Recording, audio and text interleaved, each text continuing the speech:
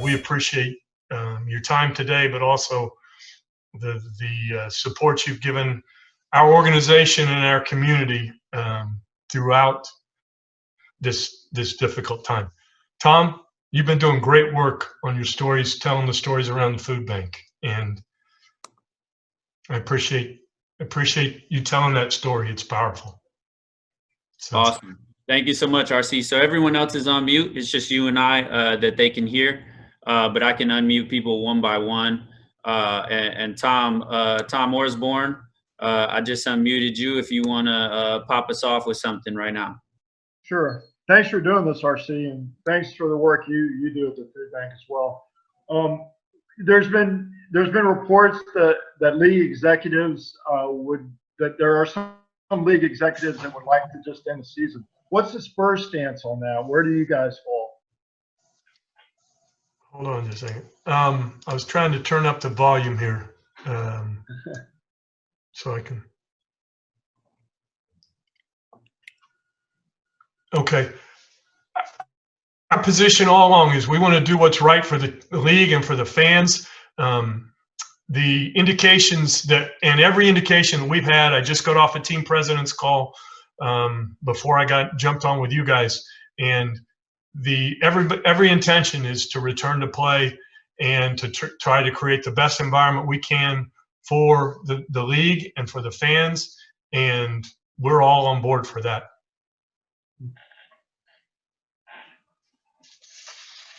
Thank you, RC. Once again, if you guys hit manage participants on the bottom and you scroll over your name, there's a raise hand function. I assume that we don't want to just get called on like this is class. Jackie from Rivard Report, go ahead. 1 second. All right, you're unmuted. Hi, RC. Thanks for talking to us today. Just wanted to ask, though, as far as opening up games for people, is that something you guys are anticipating fans can come back, or are we looking at something like the Major League Baseball people are thinking no fans but still playing?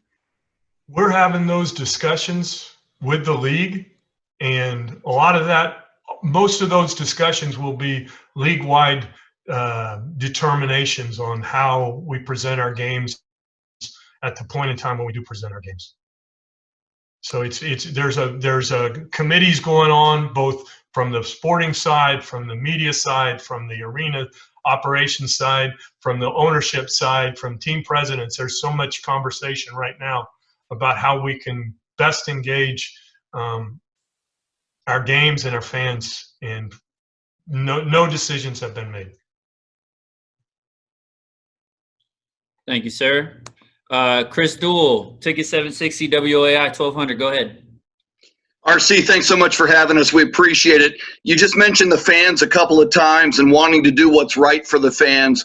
What would be your message to the fans right now? You know, they're in a holding pattern as well. They love the Spurs. They look forward to the next time they can see the Spurs play. What would you like to say to the fans?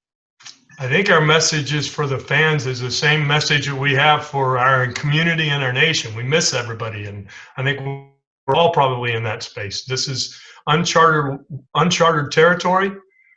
We would love to be able to interact with our community in a safe environment, and I think the league's mission is to do that once we have all the information that we need to be able to accomplish that in a way that protects our fans, our players, our staffs, the whole operations that go, our media that go into how we present our game and how we compete. Thank you. Scott Bailey, San Antonio Business Journal. Go ahead. RC, thank you. Many thanks for taking the time, man.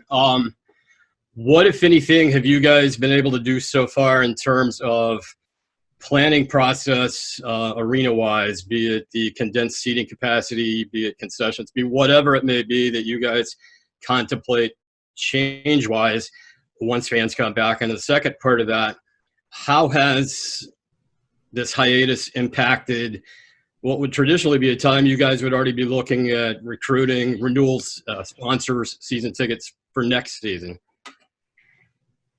So as far as the modeling that's going on around the way the game's being played and the environment that we're playing in, it's being modeled by both internally and at the league level in multiple scenarios. And I think until we can continue to gather more information, until there's clarity on what's best for our fans, for our players, and the environment that we create, no decisions have been made. But we're modeling those across multiple sectors. And then we're doing what we can to support our fans, to support our partners in ways that we can.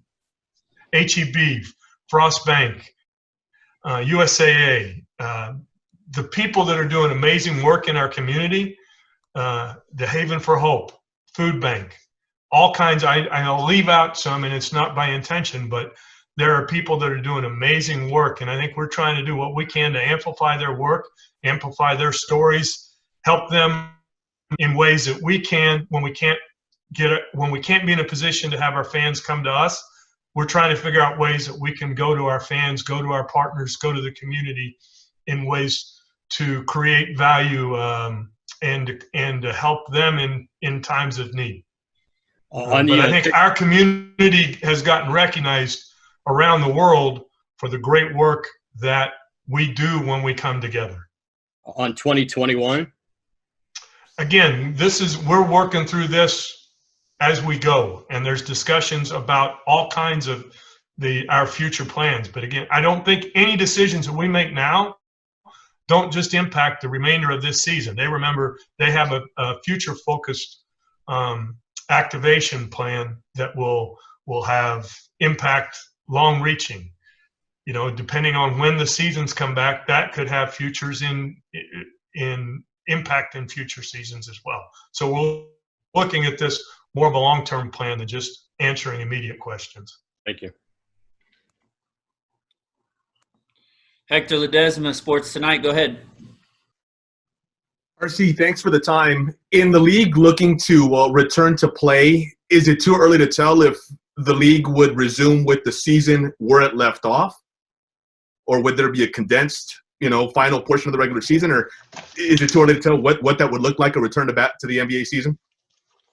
Until we are clear on the timing for a safe environment, it's impossible to designate these are the individual scenarios that might happen. But we're modeling multiples of scenarios that have not only our teams, our league, our players, our media partners. There are multiples of people at those tables having those decisions, and we hope we'll do what's best for our fans. I think we all know, not only in our community, in our region, but around the country and around the world, people are missing sports, and we're missing playing. So I think that's the problem we're trying to solve. Matt Tynan from The Athletic, you're up. RC, thanks for doing this. Hey, Matt. I was curious how you guys have been able to keep up with players, whether it's through video conferencing, stuff like that, keeping them prepared for the season should it resume, whether it's through film or just general communication. Have you guys been able to do that on a consistent basis? Is that a Nuggets hat you got on? No. It's I know it kind of looks like it, but it's a. I wasn't going to answer if it was a Nuggets hat, but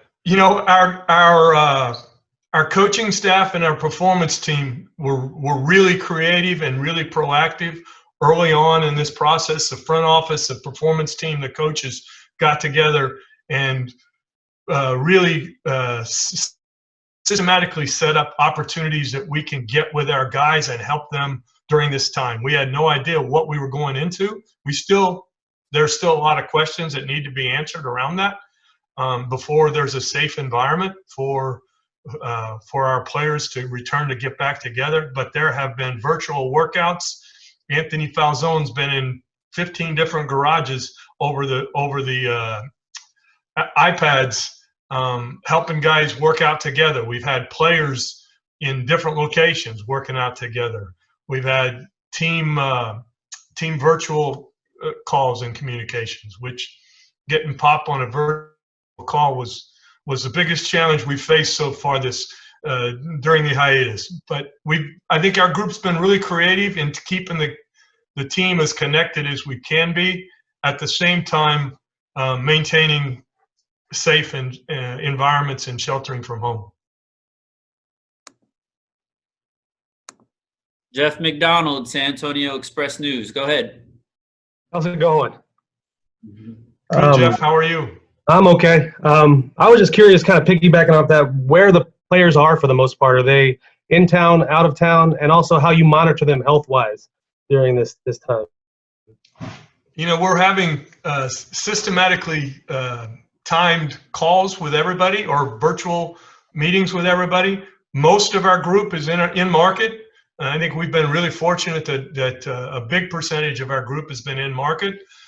We've had virtual workouts. We've had virtual rehabilitation sessions. So guys who are fighting through injuries are doing virtual rehabilitations. We've had coaching and video sessions. And so I think there's, when we're not all together, I think they've done a good job of staying connected. And I know the league mentioned last week that they were targeting maybe a May 8th date to open the practice facilities. Do you have any plans to open the facility at that time if the league clears it? We're going to make that decision as we get more information, as we have more data around our own local environment as well as the national environment, and doing what we can to create a safe place for the team to come back together. So we're not putting any dates on it. It's going to be more how we get the information that we need to be comfortable to provide the right atmosphere for our players.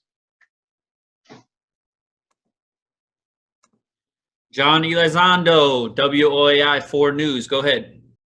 RC, when it comes to trying to figure out the approach going forward, what has kind of been the mindset of the front office right now, in the sense of preparing for a draft, free agency, and things like that, since the schedule of the season will likely be pushed back if there is a continuation of the season, and that would probably have any kind of effect that it could have on the off season? So again, scenario planning has been really important, and our front office has continued to prepare for the draft, for free agency, for team building as we normally would be during this time. But there isn't a target. There are no target dates. There are more target responsibilities, and there's still questions unknown. We just got the early entry candidates list in the last couple of days. That at least gives some kind of clarity on who the draft pool will be. But from there now, we don't have clarity on a Chicago pre-draft or medicals or all the things that go along with draft preparation yet. It was interesting to watch the NFL draft and to share some of the learnings that we found observing there, depending on where we might find ourselves at a later time.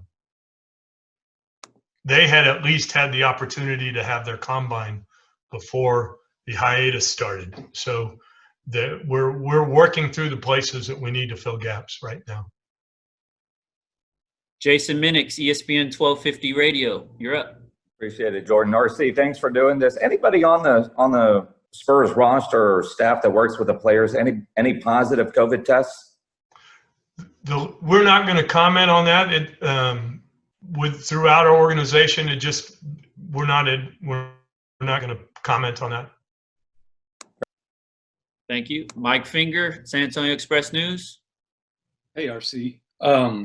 You had just mentioned the NFL draft, and I guess one thing that they have going for them is they're still kind of on a normal schedule in their year, whereas you have a season going on, and this is also kind of when off-season stuff would be for teams out of the playoffs. I'm just wondering how you're kind of balancing that. And you mentioned earlier to John's question, but is it fair to say that this is the time of year when you're doing a lot of usual off-season type of stuff and planning? That planning goes on all the time, but in particular, you just got through March Madness.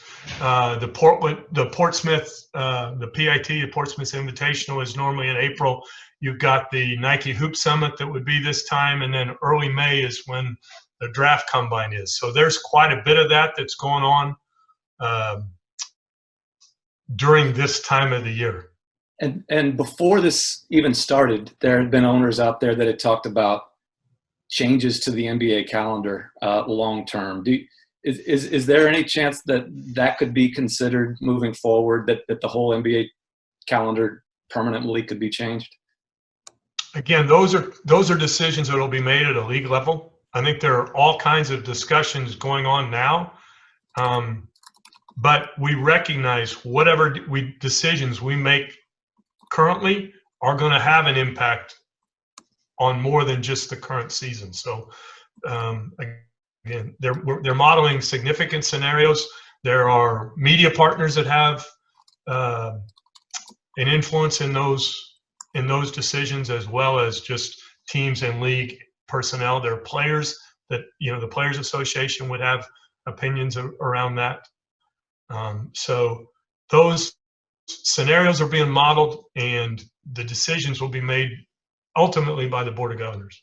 Thanks, RC. The one thing I would say, though, from now on, I'm doing our draft on Jerry's boat. That's a pretty good setup. Do you have a boat? Not like that. I got a little boat that you float in your bathtub. Thanks, Mike. David Flores, Kens5.com. You're up.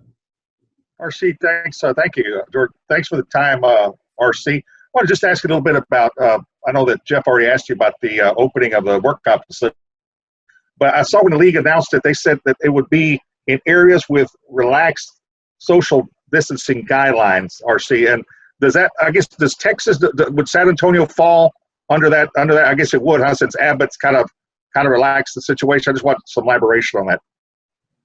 The only thing I would say in that respect is that state and community guidelines aren't always the same, and so we'll be reviewing those with the data that we have. Okay, thank you. I don't think they've opened up tattoo parlors yet, so TJ won't be getting a tattoo, but could be soon.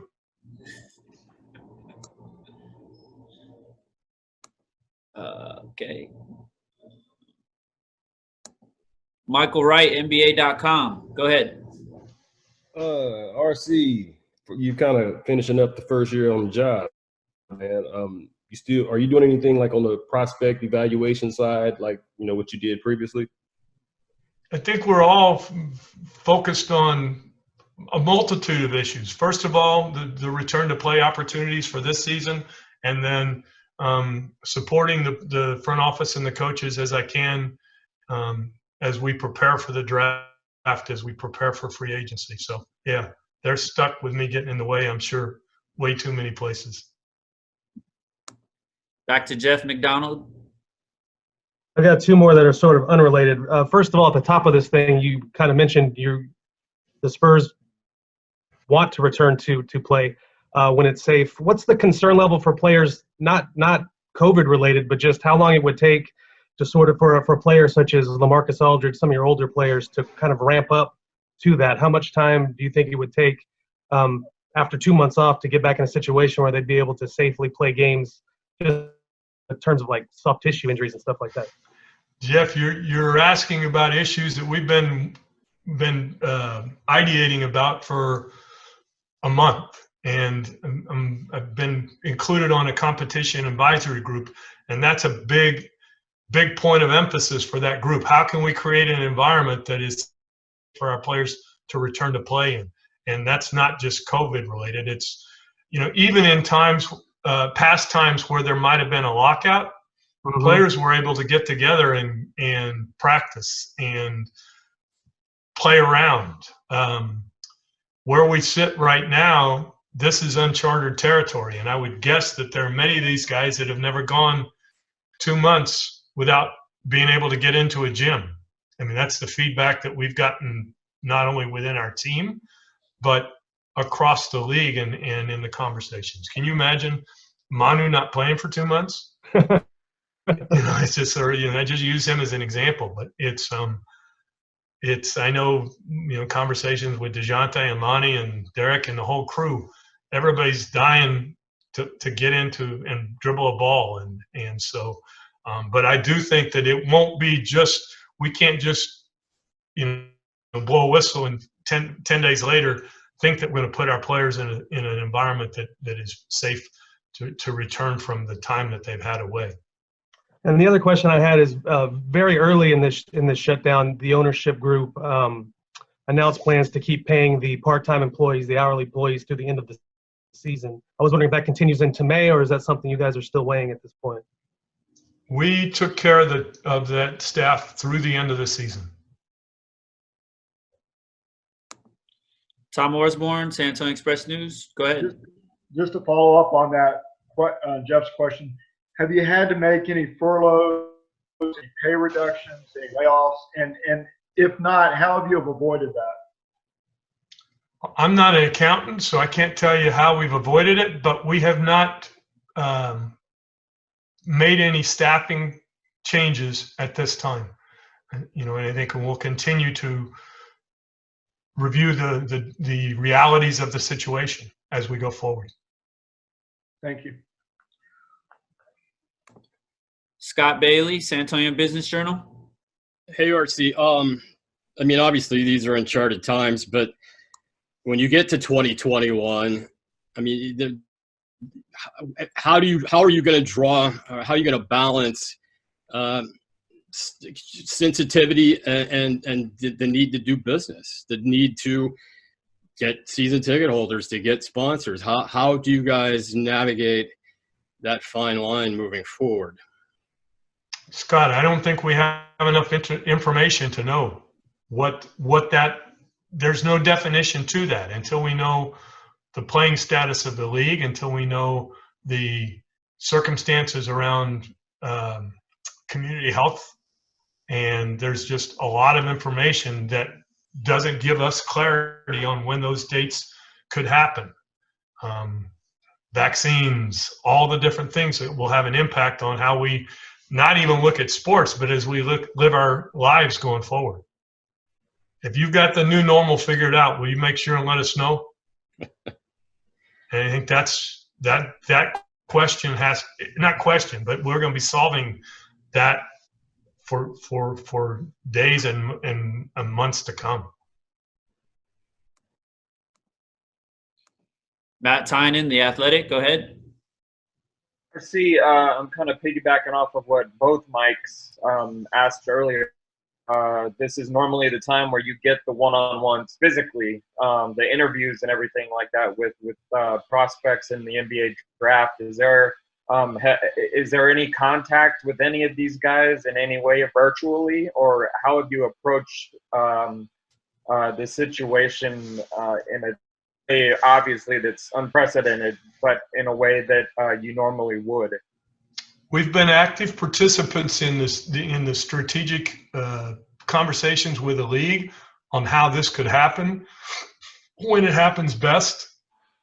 There is a large group of players, the early entry candidates, that we're not allowed to have any contact with until the announcement of the candidates, which was just happened this week. There are the senior candidates that are already eligible for the draft that were available for virtual interviews. So it's really probably going to be a staged process. We still don't have a solution around medicals and in-person activation at all. But it's not just our industry, it's the world. Back to Jackie Wayne, Rivard Report. Go ahead, Jackie. Hi, just a few quick questions in succession just to make sure I got these right. So legally speaking, can the stadium reopen under the state and local stay-at-home orders that were issued this week, or is that something that you're still trying to figure out? I think no legal decisions have been made yet. I think our focus, whether legal or not, will be our decisions will be heavily influenced by the safety of fans, the safety of our staff, the safety of players, and everybody that's associated with putting on events. You know, the campus has been or the arena grounds have been a great point to carry out some really unique opportunities through our community with the testing that was going on site and other areas of the grounds, the fairgrounds that have been able to be used to help the community. But from an event standpoint, our first bar is it safe? And the competition advisory group that you had referenced earlier, is that an NBA, like people from different teams are coming together to discuss how best to open up the league again? Correct. Okay. Last question. How do virtual workouts work? Is the whole team just on the same Zoom call? That's maybe not the whole team. I don't know if we could get a dozen guys, but we're bringing groups together, a lot of them in their garage or their living rooms that have turned into a gym now. But it's really just a virtual conversation with Anthony Falzone going crazy. Thank you. We got time for two more since RC is not a rookie to Zoom and he has been on many of these meetings. I've seen a lot of them personally. Two more. We'll get to David Flores. Ken's 5 first. Go ahead. Yeah. RC, because of that great story that you mentioned earlier about my buddy Tom Morsborn with your work with the food bank, I want to commend you and your son for all the work that you've done. But at this, I guess I'd just like to ask you, what would you tell? This is a good opportunity.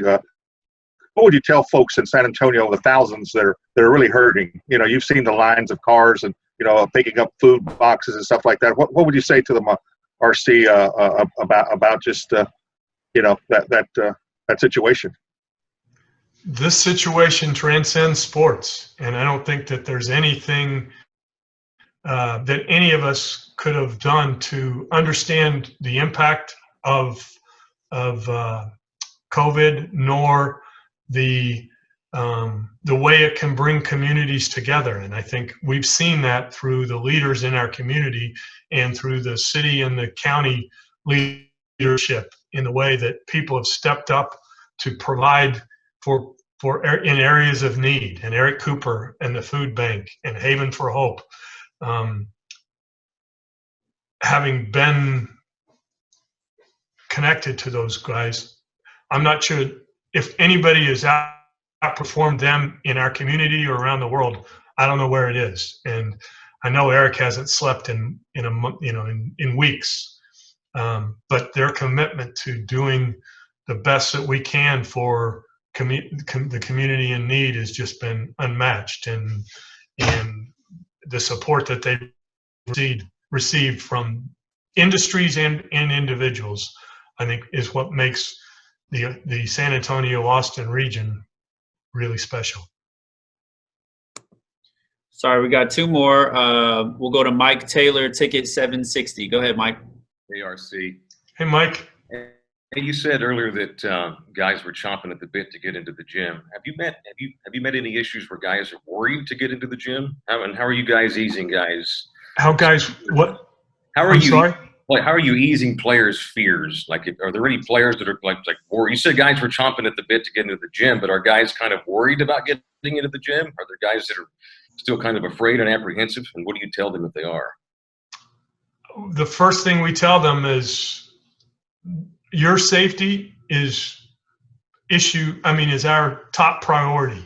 And so we're going to do everything we can at the appropriate time to create an environment that they can be comfortable in, that they can come to work and work out and grow. It's also voluntary now, so there will be no mandated a participation at a point in time we do go back in the gym. We're really trying to provide for their not only physical but mental health in the best way that we can. Last one, Mike Finger, San Antonio Express News. Wrap us up. RC, just wondering how much Pop's technological literacy has improved during the last month or so. I know he knows how to use a cell phone still. I'm not sure outside of that, but he has gotten onto a virtual call, or multiple virtual calls. And I think so. I'll let you ask him that when we get him back in the gym. What has been the most enjoyable thing that y'all have done as a group? And would you say that the morale, Pop in particular, but just the team as a whole, that it's still getting along well through this? Yeah, I think, this is something that has just a tendency to bring people together. And I don't know that we could have asked for a group that has stayed committed to each other like this group has. And I think the influences of, our coaches, our performance team, and being proactive and getting ahead of the activities that we needed to take care of to put these guys in the best position. And then their love of the game and their love of the fans. I think it's been fun to see them engage with our community in their own way virtually. And I think I would bet it also has created internal drive to be able to get together as a team. When you play a game one night and the next night you're all sent home, that really has a way of wanting to bring you back together. Appreciate it, RC. Thank you very much, RC. That we appreciate the time. If you have any last remarks, go ahead. Otherwise, we'll wrap this up. Thank you. Well, I just want to thank you all for helping us be our voice in the community. I think we've all seen Mayor Nuremberg and Judge Wolf and our community partners step up in ways in maybe nothing like this we'll ever see in our lifetimes, to step up in ways to take care of our community. And the storytelling that you all have shared throughout our communities, I think is really powerful in ways that we continue to grow. Organizationally, our 1SSNE team, I've been so proud of the way that they've come together, how they've worked together and collaborated together and created new ideas. We just went through a challenge amongst the group over the last week to come up with 2,000 new ideas in 1 week's time on how we could improve as an organization. And I thought that seemed like a lot. Our group blew past it. And I was so proud to see the way people got outside of their comfort zones and came up with some really interesting ideas that I'm excited to be able to carry forward with, both while we can't be with our fans and especially once we get back into a sold-out AT&T Center. So thank you guys for your time, and thanks for continuing to represent our team and our community. Thank you very much, RC. We want to appreciate all the media that came out today. We really appreciate you guys jumping on. Like I said, we've been recording the whole thing. I will turn that video and audio over and send it to everyone that's on this call momentarily. But thank you very much, everyone, and stay safe and happy. Thanks for your time, guys.